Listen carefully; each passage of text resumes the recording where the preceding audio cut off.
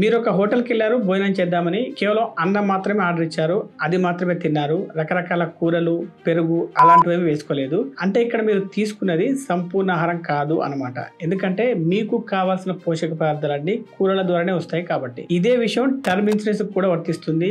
గుంపులో గోవింద, నలుగురితో నారాయణ. పక్కవాడు ఏ పాలసీ తీసుకుంటే మనం కూడా అది తీసేసుకోవడమే. టర్మ్ ఇన్సూరెన్స్ అనేది ఒక సింపుల్ లైఫ్ ఇన్సూరెన్స్ ప్రొడక్ట్, అతి తక్కువ ఖర్చుతో ఎక్కువ లైఫ్ కవర్ ఇచ్చేది. నెలకు కేవలం 600 నుండి 700 రూపాయలు కడితే చాలు మీరు 2 కోట్ల రూపాయల టర్మ్ ఇన్సూరెన్స్ పాలసీ పొందవచ్చు. ఆన్లైన్ లో తీసుకుంటే 10% దాకా డిస్కౌంట్ కూడా వస్తుంది. పాలసీ నడుస్తున్న టర్మ్ లో పాలసీ తీసుకున్న వ్యక్తి మరణిస్తే అతడి కుటుంబానికి ఆర్థిక రక్షణ కల్పిస్తుంది అన్న విషయం మీకు అందరికీ తెలుసు. ఇంకా చెప్పాలంటే చాలా మందికి ఇది మాత్రమే తెలుసు, కానీ ఇందులో కొన్ని ముఖ్యమైన విషయాలు కూడా ఉన్నాయి. పాలసీ తీసుకున్న రకరకాల వ్యక్తులకు రకరకాల పరిస్థితులు, రకరకాల అవసరాలు ఉంటూ ఉంటాయి. వాటికి తగిన విధంగానే లైఫ్ ఇన్సూరెన్స్ కంపెనీలు టర్మ్ ఇన్సూరెన్స్ కు తోడుగా లేదా టర్మ్ ఇన్సూరెన్స్ కు అదనంగా కొన్ని ఐటమ్స్ ను ఆఫర్ చేస్తున్నాయి.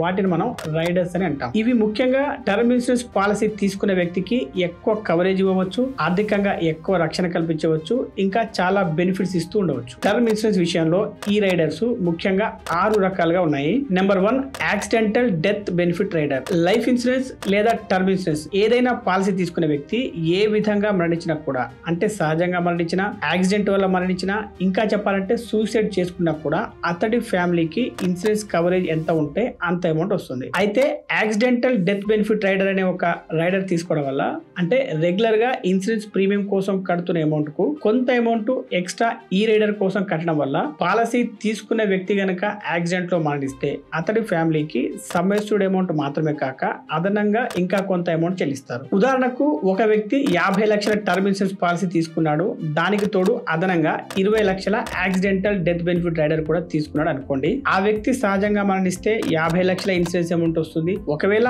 ఆ వ్యక్తి యాక్సిడెంట్ లో కనుక మరణిస్తే 70 లక్షల ఇన్సూరెన్స్ అమౌంట్ వస్తుంది. యాక్సిడెంటల్ డెత్ బెనిఫిట్ ఎంత ఉండాలి అనేది ముందుగా తీసుకున్న పాలసీ యొక్క సమ్మెస్యూడ్ పైన డిపెండ్ అయి ఉంటుంది. అంతేగాక అది కంపెనీ నుండి కంపెనీకి మారుతూ ఉంటుంది. కాకపోతే దానికోసం కట్టే ప్రీమియం అనేది ఆ పాలసీ అయిపోయేదాకా ఒకే ఫిక్స్డ్ అమౌంట్ ఉంటుంది. ఇక ఇప్పుడు second rider terminal illness rider. Terminal illness అంటే ప్రాణాంతక వ్యాధి అని చెప్పవచ్చు. ఇంకా క్లియర్ గా చెప్పాలంటే వైద్యం లేని జబ్బు, ఏ డాక్టర్ కూడా అతని మరణాన్ని ఆపలేరు. టర్మ్ ఇన్సూరెన్స్ తీసుకున్న వ్యక్తి ఈ రైడర్ కూడా అదనంగా తీసుకున్నట్లయితే పాలసీ నడుస్తున్న సమయంలో ఇంతకుముందు చెప్పినట్టుగా ఇలాంటి ప్రాణాంతక వ్యాధి వచ్చిన సమస్యలో కొంత భాగాన్ని అతడి ఫ్యామిలీ మెంబర్స్ కు చెల్లిస్తారు, అతడి వైద్య ఖర్చుల నిమిత్తం. టర్మినల్ ఇల్నెస్ రైడర్ కోసం మీరు కట్టే ప్రీమియం చాలా తక్కువగా ఉంటుంది. మీకు ఆ ప్లాన్ లోనే అందులో ప్రాణాంతక వ్యాధి వస్తే అడ్వాన్స్ గా ఎంత చెల్లిస్తారు, చనిపోయిన తర్వాత ఎంత చెల్లిస్తారు అన్న విషయం స్పెసిఫై చేయబడి ఉంటుంది. ఇక మూడో రైడర్ ఏంటంటే accidental total and permanent disability benefit rider. చాలా మంది టర్మ్ ఇన్సూరెన్స్ తీసుకున్న వాళ్ళు ఏమనుకుంటారంటే చనిపోతే మాత్రమే డబ్బులు వస్తాయని అనుకుంటారు. ఒక యాక్సిడెంట్ జరిగింది అనుకోండి, ఆ యాక్సిడెంట్ వల్ల పాలసీ తీసుకునే వ్యక్తి కాలు గాని చెయ్యి గాని కోల్పోయాడు అనుకోండి, అతడు తిరిగి తన ఉద్యోగాన్ని చేయలేడు. దానివల్ల అతడి కుటుంబానికి ఆదాయం ఆగిపోతుంది. అలాంటి సందర్భాల్లో పాలసీ తీసుకునే వ్యక్తికి ఆ పాలసీ సమస్యలను 5 సంవత్సరాల వరకు లేదా 10 సంవత్సరాల వరకు సమాన భాగాలుగా చేసి ఇన్సూరెన్స్ కంపెనీ చెల్లిస్తుంది. కానీ అది మీరు యాక్సిడెంటల్ డిసేబిలిటీ రైడర్ తీసుకుని ఉన్నట్లయితేనే. పాలసీ తీసుకున్న వ్యక్తికి అతడి కుటుంబానికి ఒక ఆదాయ మార్గాన్ని కల్పించేదే ఈ రైడర్ అని చెప్పవచ్చు.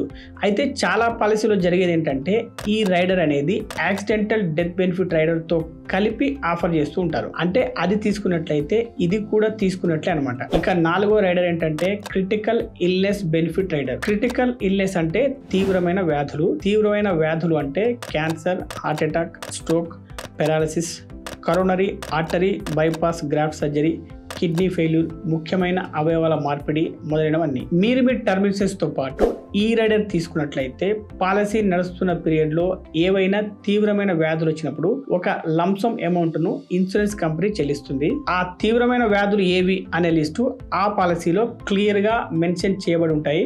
క్రిటికల్ ఇల్నెస్ రైడర్ అనేది ఇతర రైడర్ల మాదిరిగా కాకుండా ఇదొక ఎక్స్ట్రా బెనిఫిట్ అని చెప్పవచ్చు. అంటే ఇన్సూరెన్స్ తో పాటు వచ్చే సమ్మెస్యూడ్ వేరు, ఈ రైడర్ తీసుకోవడం వల్ల వచ్చే ఎక్స్ట్రా బెనిఫిట్ వేరు. ఇక 5వ రైడర్ ఏంటంటే waiver of premium benefit rider. మనం ఇంతకుముందు 2 సందర్భాల గురించి చెప్పుకున్నాం. ఒకటి, ఇన్సూరెన్స్ పాలసీ తీసుకున్న వ్యక్తి ఏదైనా యాక్సిడెంట్ వల్ల అతడు తిరిగి పని చేయని స్థితిలోకి వచ్చినప్పుడు. రెండవ సందర్భం ఏంటంటే పాలసీ తీసుకున్న వ్యక్తికి ఏదైనా తీవ్రమైన వ్యాధి వచ్చినప్పుడు. ఈ 2 సందర్భాల్లోనూ పాలసీ తీసుకున్న వ్యక్తి తిరిగి ఏ పని చేయలేడు, కుటుంబాన్ని పోషించలేడు. అదే సమయంలో అతడు ఇన్సూరెన్స్ ప్రీమియం కూడా కట్టలేడు. ఇన్సూరెన్స్ ప్రీమియం కట్టనప్పుడు ఆ పాలసీ ల్యాప్స్ అయిపోతుంది. పాలసీ తీసుకున్న వ్యక్తి ఆ తర్వాత మరణిస్తే ఆ ఇన్సూరెన్స్ డబ్బులు ఫ్యామిలీకి రావు. ఇలాంటప్పుడు పనికొచ్చే ఒక రైడర్, దాని పేరు waiver of premium benefit rider. ఈ రైడర్ 2 వేరియంట్స్ లో అందుబాటులో ఉంది. ఒకటి waiver of premiums on accidental, total and permanent disability. అంటే యాక్సిడెంట్ వల్ల పాలసీ తీసుకున్న వ్యక్తి ఏ పని చేయలేని స్థితికి చేరుకున్నప్పుడు, ఎటువంటి ఆదాయం లేనప్పుడు అతడు భవిష్యత్తులో కట్టాల్సిన ప్రీమియమ్స్ అన్ని కంపెనీయే భరిస్తుంది. ఆ తర్వాత ఆ వ్యక్తి మరణించినప్పుడు మామూలుగానే సమ్యస్తుడు అనేది అతడి కుటుంబ సభ్యులకు అందజేయబడుతుంది.